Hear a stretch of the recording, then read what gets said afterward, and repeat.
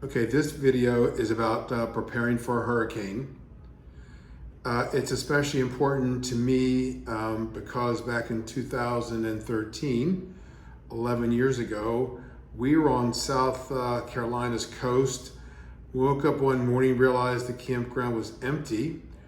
Went and asked the owner why, and he said, "Didn't you know there's a hurricane arriving in a few hours?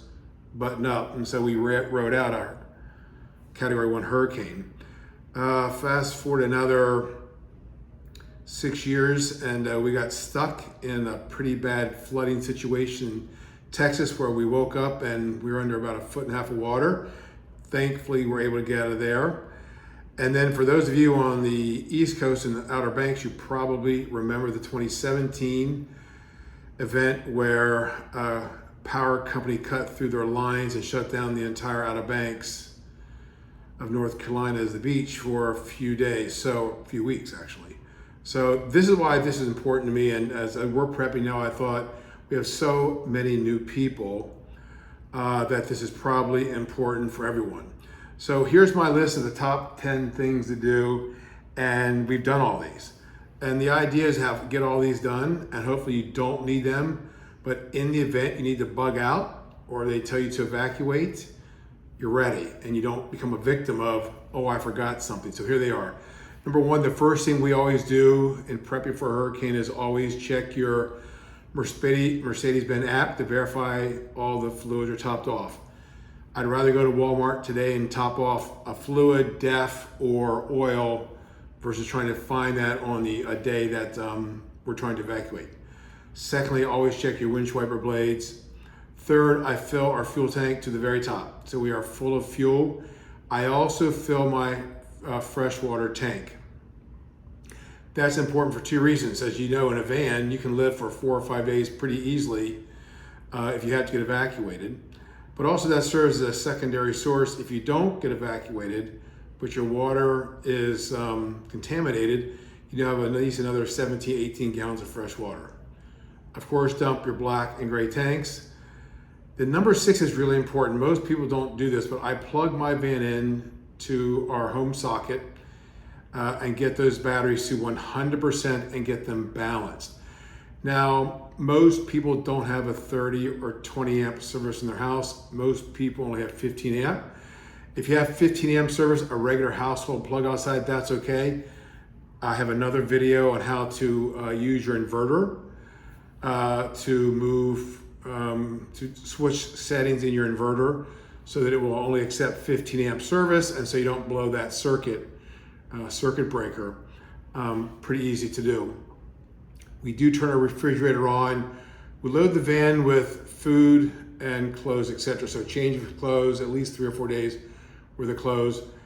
We pack our medicines and important docs in a get ready to go bag. We don't leave it in the van, but what we do is make sure that in the event we've got to go, it's one bag and out the door. Where I live, we are on a reverse 911 system in text. So if they're going to declare you have to leave, you get a notification by text, and we can get out of here right away. We live on an island, so as soon as we cross the causeway, where we live down here on South Padre Island, then you can get right to Port Isabel, and then all of a sudden it becomes real easy. We just drive West Texas. To that point, not on my list, but most people should have this, is where are your 4 or 5 places you want to go to in the event you have to evacuate. In our case, we luckily have a really good Harvest Host in Alamo, Texas. Huge parking lot right off the highway, so 100 miles in, even if we get rain, we won't get crushed. Then lastly, stay tuned to your local forecast. Our forecast has changed every day for the past week. In most hurricane situations, that happens where, depending on the trajectory of the storm, we may or may not get anything. Right now, initially they say we were going to get out of here on Sunday, and now they've just changed it to Monday rain and maybe only a tropical storm. That was far different than 3 days ago. They said Category 5, maybe 4, and we were ready to get out of here.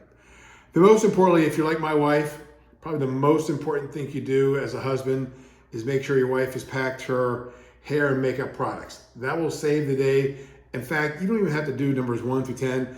As long as you've got that triple asterisk completed, you are good to go. So guys, stay safe out there. We sure as heck are prepped and ready to go. Always prepared. The idea is if you're prepared and you don't have to evacuate, so what? You lost a couple hours. You should have done this anyway, and you're not a victim.